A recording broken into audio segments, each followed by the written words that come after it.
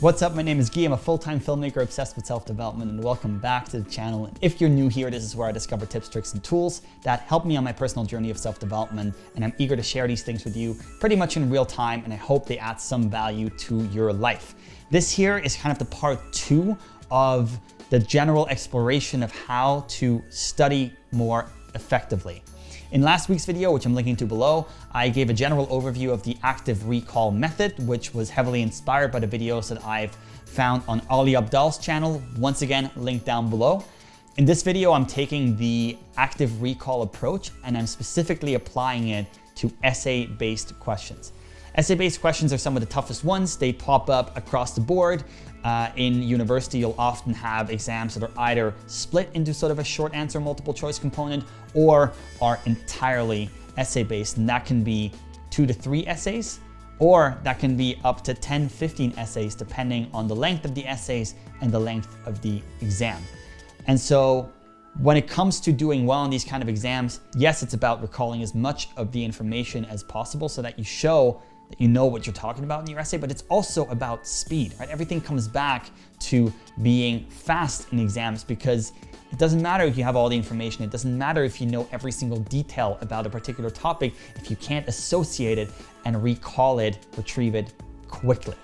And that's where today's approach is gonna come in really, really handy. This is once again based on an Ali Abdaal video. I'm linking to it down below. This is a technique that has worked very well for him and his friends at Cambridge, and I myself didn't go to Cambridge, but I went to McGill, which is also a pretty good school. I didn't rank as highly as Ali Abdaal did, but I look back at my time as a student and I'm thinking, wow, you know, the times that I did well pretty much must have been by accident, because as it turns out, when you look at the studies and the scientific research on effective studying, what I did really wasn't very effective, and I probably would have scored just as well if I had just, not done any of my revision techniques that I applied. Here is the general overview of this approach using active recall to do well on essay-based questions. Number 1, you find a lot of possible essay questions that might pop up on the exam.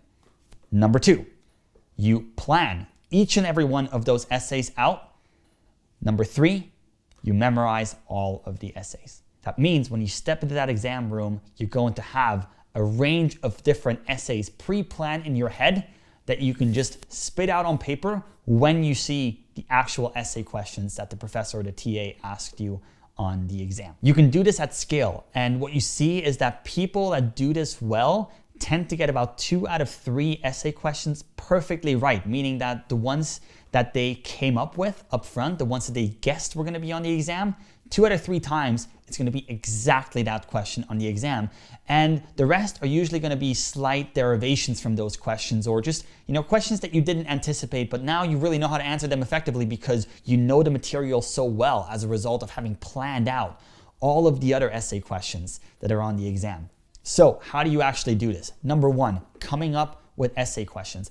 This is arguably the most important step, and it's the core part of active recall. The better you become at deriving the right questions based on the materials that you're learning, the better you're gonna do across the board. So, like I said, typically you're going to be right 2 out of 3 times just by paying close attention to the materials that you're learning in lectures, because there's only so many questions that you can ask effectively testing this material. And obviously the better you know your prof, or the more conversations you have with older students that have taken the class in the past, the better you're gonna get at guesstimating kind of the style and the types of question that your professor is gonna like to ask. But another way to find out what exam questions might come up is to just literally ask your TA or ask your professor in office hours. Oftentimes TAs and professors are quite upfront when it comes to the types of questions that they like to ask and the types of materials that they like to test. But even if they're being a bit more cryptic about it, one thing that you can do is check and see if you find patterns across the course, if your professor comes back to certain topics and subjects over and over again,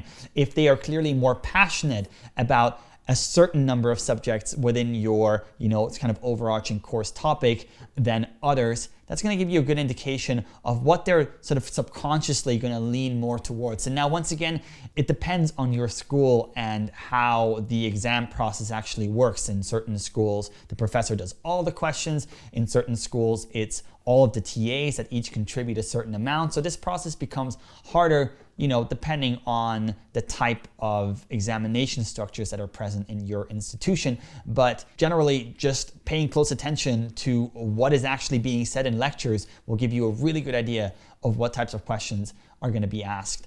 And anything beyond that is just increasing your chances of getting it right. Step 2 is planning out your essay, and this is where Rome comes in. Rome is an extremely effective tool for planning out papers. It's called Rome Research. It was optimized and built for processes exactly like this. So this is going to be the fun part. When you've come up with sort of a shortlisted set of questions that you think are going to be asked in essay form on your exam, you're going to plan out each and every essay in your Rome. And the quickest way to do this, I find, is to open up all the relevant materials in your sidebar. So this is assuming that you already have all of the relevant material pulled into Rome. I cover this in my previous video on studying, but you're going to want to have all of your materials in some way or form in Rome. Ideally, they're already effectively associated by using the right tags. And so when you do a search and you open up certain pages and keywords in your sidebar, it's going to be really easy to follow down the right associations and to really open up the totality of all of the relevant materials for a specific essay, and you're going to have them sitting there in your sidebar. And then it's just about pulling in the relevant materials into each section of your essay. So there's a range of different structures when you're planning your essays that can work really well. And again, it's going to depend slightly on what kind of preferences your professors and UTA have. But here is the most foolproof structure that I find works in pretty much every class, pretty much across every topic, in pretty much every field of study. And that is just to use the old introduction, 3 body parts, and then conclusion type of structure. So when you're doing an argumentative essay, what I like to do is to sketch out pretty much the entire argument in my introduction. So I'm gonna say who I'm gonna be referencing, why they're relevant, what ultimately I'm gonna draw from this, and how I'm gonna show why X, Y, Z is the way that I think it is. And so that's your concise introduction. Having some historical context in your introduction is, going to give you some extra points, but usually keep an introduction just concise, well-structured, even using inline numbers like point, 1, I'm going to say this, point 2, I'm going to say this, point 3, I'm going to say this. That just makes it really easy for whoever is grading these, sometimes hundreds and hundreds of essays. It's going to be really easy for them to follow along. So nice and concise introduction, and then you're going to move on into your body. What I like to do is I quote somebody in the field who has a very strong stance one way, then I counter with a different person who has a very strong stance another way, and then I position my own unique argument somewhere in between. And this is something that tends to just kind of work across the board, and you don't have to reinvent the wheel here. It's really about just being able to neatly fit in a range of different materials from your source materials into this essay structure. And of course, at the end, you're going to end with a nice, concise conclusion, just kind of regurgitating what you already said in the introduction, but even more concisely. The reason why using the sidebar in Rome is so awesome for this kind of process is because it allows you to pull in information from a large range of different sources. And this process that we're talking about here is really going to go to the next level when you pull in materials that are not necessarily part of your textbook or your lecture materials. So when you go into Google and pull in that extra bit of context into your sidebar and you find an effective way to use it in your essay, it's going to make it more unique. It's going to be something that, they're not going to see in other essays necessarily. The other really cool thing about using Rome for this is that if you've associated these things already, or if you go into your unlinked references, you're probably going to find a range of different snippets of information that also relate to the essay you're about to plan out. And these are from things that you might have come across well before you ever took this course. They might be from podcasts, they might be from book notes, they might be from conferences that you've attended, for a different class that you didn't necessarily think, had something to do with what you're about to write. But now you see the connection because of the way that Rome associates these things. It could even be from like a voicemail, that you've sent to somebody else that just happens to have that term that you're searching for in it, and Rome might pull it up and you might find the ideal wording to start your introduction just because you've once said it organically in a voicemail to your friend and you've used Otter to pull it into Rome if you're as intense about these things as I am. So this is really, the main benefit of using Rome, the associative structure of Rome, for a process like this. And then number 3, once you've written out, sketched out, and planned all of the essays that you're going to be bringing in as part of your toolkit into the exam, now it's about remembering and memorizing those essays. Anki is a very good app to do this. I see a lot of people using Anki very effectively to memorize and then retrieve information like this. Another method that Ali Abdaal recommends is to sketch out your essay in spider diagram form. So once you've planned your essay,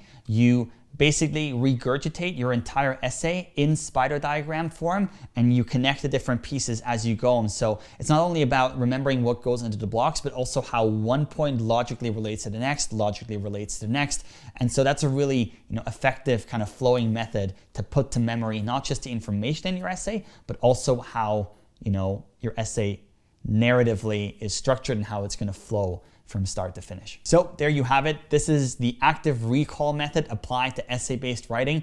It seems very intense. That being said, when you look at the evidence that surrounds traditional methods, which mainly revolve around taking a lot of notes, doing a lot of rereading, highlighting them, summarizing them, and then going into the exam with all that information kind of convoluted in your brain and then trying to come up with really, really good essays on the spot. On average, it doesn't work very well, even though so many of us are doing it. It's just kind of one of these things that I believe it's worth testing out to see if by using a less traditional method like the one I outlined here, you might be able to kind of break through the noise and really come out on top by coming in hyper prepared, but having used a method that actually in the grand scheme of things didn't take as much time as you might have used just putting all of the study materials to memory in a less structured and less deliberate way. So give it a try. Let me know in the comment below if this works. We're coming up to midterm season. We're coming up to final season. So I'm really curious to hear from you guys if this is something that has worked for you, if this is something you've done in the past. And again, if you have other methods that may or may not supplement this, that could take this kind of systematic approach to the next level, please let me know and smash that like button, hit that subscribe button. I really appreciate your attention, really appreciate you being here. And next week, we'll look at ways to use Rome to write longer papers. So taking what we talked about in this video to the next level to apply them to long papers, an academic thesis, things that require a very carefully planned out structure and a lot of research and that need to maintain a high narrative focus over a lot of pages. That's what's going to be in next week's video. Thanks so much for watching and take care.